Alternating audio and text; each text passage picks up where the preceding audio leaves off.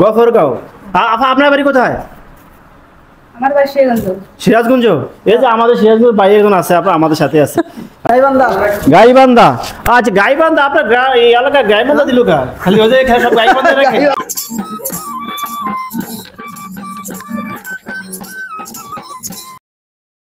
Dear viewers, আপনারা জেনে থাকেন আমরা রোড ইন লাভ এই চ্যানেলটিতে প্রতিনিয়তই ভবানীপুরের জীবন চিত্রে ঘটে যাওয়া নানা রকম ঘটনা আমরা এখানে চিত্রিত করার চেষ্টা করি।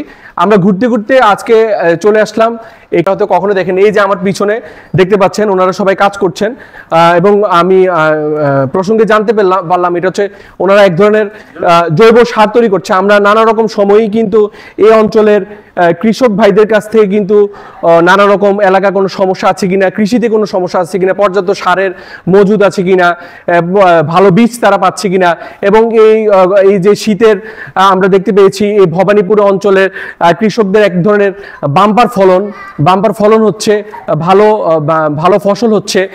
সেখানে কৃষকদের অন্যদিকে আমরা দেখতে পেয়েছি এই অঞ্চলের প্রচুর পরিমাণে কলকারখানা থাকার ফলশ্রুতিতে মাটিরও কিছু ক্ষতি হচ্ছে থেকে শুরু করে আরো কিছু সমস্যার কথাও এলাকাবাসী আমাদেরকে ক্ষণে ক্ষণে আমাদের এই চ্যানেলে জানিয়ে থাকেন। আমরা ঘুরতে ঘুরতে এই যে আমরা একটি জৈব সার যেটা আমরা শুনতে পাচ্ছি ওনারা একটা এই প্রসেসগুলো করছে না, সার বানাচ্ছেন।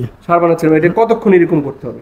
এইটা হয়ে গেছে, তৈরি হয়ে গেছে পাবনাতে পারি। আচ্ছা, কত বছর যাবত এই প্রতিষ্ঠানে আছে? আমি বেশি দিন না, 4-5 মাস। 2 মাস থাকি। 2 মাস। আপনার কেমন লাগছে? গাজীপুরের পরিবেশ কেমন? ভালো লাগছে। আপনার কি মানে এই যে সারটা বানাচ্ছেন এরকম অভিজ্ঞতা কি আপনি পূর্ব কোনো অভিজ্ঞতা ছিল আগে? না, এখানে আসি শিখছি। আপনার নামটা কি? আমার নাম শাহিদা বেগম। আচ্ছা, এখানে মালিক কি? মালিক আছে মিন্টু মিয়া। হ্যাঁ, সে এখানে নাই, মিনাজারও আছে। মিনাজার মনে করেন যে বাহিরে চলে গেছে। আপনি কত বছর যাবত এই প্রতিষ্ঠানের সাথে? এটা 3 বছর ধরে আমি রয়েছি। আচ্ছা, এই জৈব সার বানানোর পূর্ব কোনো অভিজ্ঞতা আছে আপনার নাকি এখানে? অভিজ্ঞতা এখানে আসি আমার শেখা হয়েছে সব।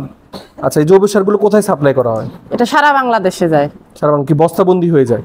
একেবারে বস্তায়, যে বস্তায় আর ভরে প্যাকেট করব, প্যাকেট করে প্যাকেটগুলো আমরা একটু দেখি আপনাদের দিকে। প্যাকেট তো বর্তমান নাই, কালকে 13 টন চলে গেছে। 13 টন চলে গেছে। শুধু দর্শক বিন্দু আমরা যেটা শুনতে পাচ্ছেন এটা কিন্তু প্রতিদিন 13 টন 14 টন প্রচুর পরিমাণে এখান থেকে বিক্রি হচ্ছে, সারা বাংলাদেশে পৌঁছে যাচ্ছে জৈব সার।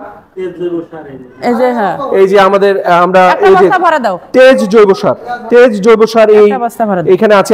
এখানে আমরা পরিবেশক এবং বাজারজাতকারী BRAC seed and agro enterprise BRAC centre, এই যে এটা দেখেন, এই যে বস্তার মধ্যে আছে, দেখেন। না, বড় লাগবে না, এমনি বড় না, আপনারা সমস্যা নেই।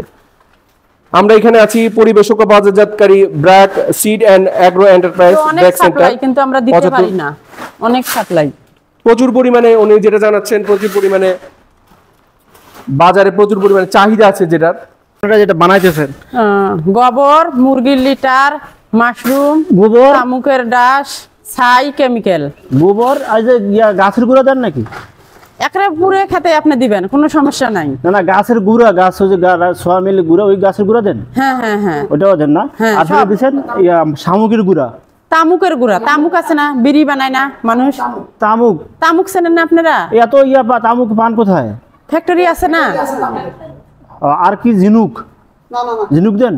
মুরগির লিটার, গোবর, তামুকের ডাস, ছাই, কেমিক্যাল।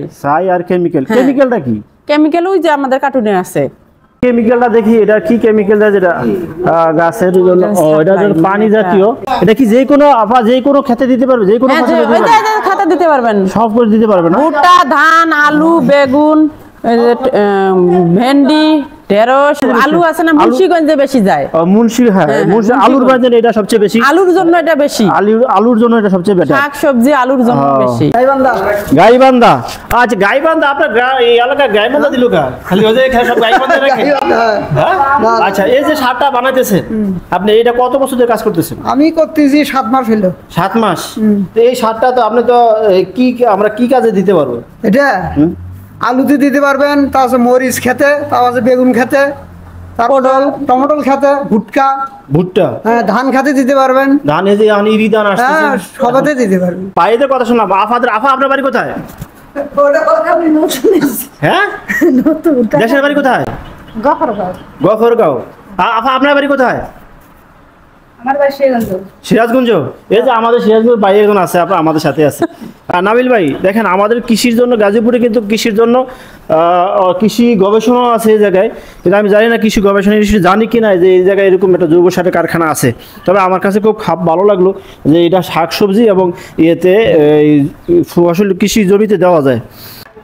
এই কোম্পানিটার নাম হচ্ছে তেজ জৈব সার, কিন্তু আপনার এই সারটা নিচ্ছে ব্রাক নিয়ে তাদেরকে সাপ্লাই দিচ্ছে।